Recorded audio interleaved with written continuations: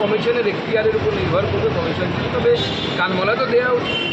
কারণ তুমি কমিশনের সংবিধানের শপথ নেবে, সংবিধান মানবে না, মামার বাড়ির আপনার তুমি মাইনে পাও কোথা থেকে? যিনি মুখ্য সচিব তিনি তো বাংলার লোক না, কিন্তু বাইরের লোক। প্রচুর এরকম অফিসার আইপিএস আইএস অফিসার আছে যারা বাইরের লোক, তারা এই রাজ্যে এসে আমাদের ট্যাক্সের টাকায় তাদের মাইনে পায়।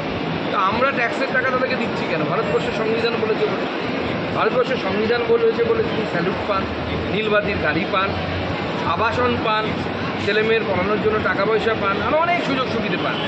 উপরে ওগো তো ছেড়েই দিলাম আমরা। মুখ্যমন্ত্রী ওনাকে ওনার বিবাহবার্ষিকীতে শাড়ি পাঠান, স্ত্রীকে অনেক কিছু পান, সেগুলো আমি বলছি না, ব্যক্তিগত ব্যাপার, পেতেই পারে।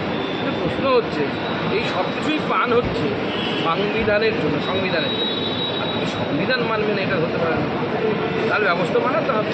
বা অবাধ্য ছেলে হয়ে গেলে তাকে যেভাবে করতে হয় সেভাবে করতে হবে। তৃণমূলের এই যে নিজেদের মধ্যে গোষ্ঠীদ্বন্দ্ব, এর মূল কারণ হচ্ছে পয়সা। প্রত্যেকটি বুথের নেতা থেকে শুরু করে ব্লকের নেতা, ব্লক গ্রাম পঞ্চায়েতের নেতা, ব্লকের নেতা এবং তারপরে জেলার নেতা।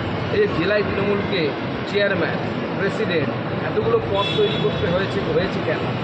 তার কারণ হচ্ছে পয়সাকে কতটা ভাগ করে নেবে। আপনি যদি তৃণমূল কংগ্রেসের জেনারেল সেক্রেটারি যারা আছেন তাদেরকে যদি জিজ্ঞেস করেন যে আপনাদের ডিভিশন অফ ওয়ার্ক মানে কোনো জেলার, উত্তর চব্বিশ পরগনা জেলার প্রেসিডেন্ট কী করবে আর চেয়ারম্যান কী করবে, তাদের কাজের মধ্যে ভাগ কেউ কোনো উত্তর দিতে পারবে না, কেউ জানে না কার কী কাজ। ভাগ একটাই, সেটা হচ্ছে পয়সার ভাগ দেওয়া। পয়সার ভাগ নেই। যত সময় আসবে তত এই গুণগুলি আরও বাড়বে, কারণ পয়সাটা এমন জায়গায় পৌঁছে গেছে। এই যে 10 লাখ টাকা করে বুঝে দেওয়া হচ্ছে, এর শর্ত হচ্ছে এখান থেকে 5 লাখ টাকা সরবে হচ্ছে পার্টির পক্ষে, তো সেই টাকা নেতা পাবে এবং তারপর সেই টাকা বুঝে খরচ হবে। কংগ্রেসের কোনো নেতা খুন হবার পর যদি তার পরিবার সিবিআই তদন্তের দাবি করে, তার মানে হচ্ছে আপনি ধরে নেবেন পুলিশের উপর ভরসা নেই। এর কারণ হচ্ছে পুরোটাই গোষ্ঠীদ্বন্দ্বের ফলে। যদি গোষ্ঠীদ্বন্দ্ব না হতো, সাধারণ অপরাধ হতো, তাহলে সে পুলিশের উপর ভরসা নেই।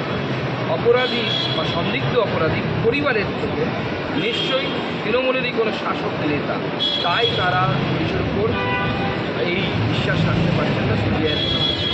বাংলা খবর, আপনার রাজনীতি, আপনার আওয়াজ।